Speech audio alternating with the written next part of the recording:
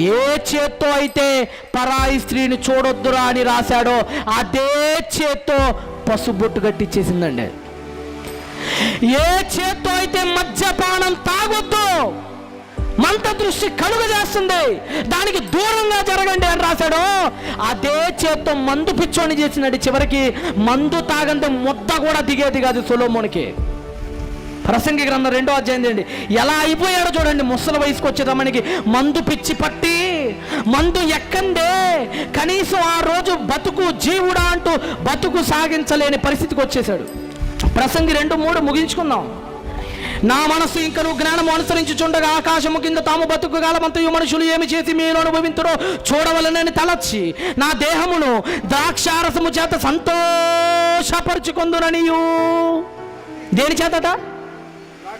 ద్రాక్షారసమా? ద్రాక్షారసమా సొలొమోనా? ఒకప్పుడు నువ్వే కదా 200 సార్లు వద్దు అని రాసావు. సాతాను చెప్పాను కదా, వాడు ఎట్ట అంటాడు తెలుసా?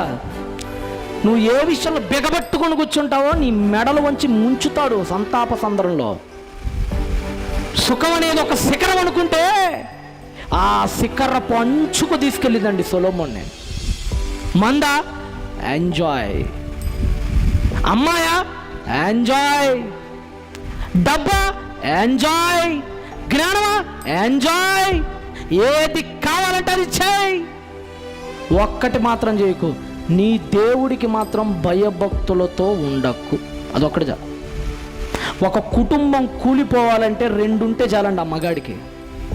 ఒకటి ఆడదాని పిచ్చి, 2 మందు పిచ్చి. ఈ 2 ఏ కుటుంబంలో అయితే ఉంటాయో ఆ కుటుంబం సర్వనాశనం. దానికి ప్రత్యక్ష ఉదాహరణ సొలొమోను. ద్రాక్షారసము చేతట ఏం చేసుకోవాలనుకున్నాడట? సంతోషపరుచుకుందననియు. నెక్స్ట్ 4వ వచనం, 4 చదవండి. నేను గొప్ప పనులు చేయబోనుకుంటుని, నా కొరకు ఇండ్లు కట్టించుకుంటుని, ద్రాక్ష తోటలే నాటించుకున్నాడంటే, అంటే ఫ్యాక్టరీలో పెట్టేశాడు. మందు ఫ్యాక్టరీలో మందు. ఎంజాయ్ చేయి. నా కన్నులు ఆశించిన వాటిలో దేనిని అవి చూడకుండా నేను అభ్యంతరము చేయలేదు, మరియు నా హృదయము నా పనులన్నిటిని బట్టి సంతోషింపగా సంతోషమైనది ఏది అనుభవించకుండా నిన్ను నా హృదయమును నిర్బంధించలేదు. ఎలా ఉండేవాడంటే, కనిపించిన ప్రతి ఆడదాన్ని పెళ్లి చేసుకునేవాడు, కనిపించిన ప్రతి మందుని ఎత్తి తాగేసేవాడు. చివరికి పిచ్చోడైపోయి ఆడుకుందండి. ఆడుకోవటం మామూలుగా ఆడుకోలేదు, విశ్వాస జీవితంలో భ్రష్టుణ్ణి చేసింది సాతాను.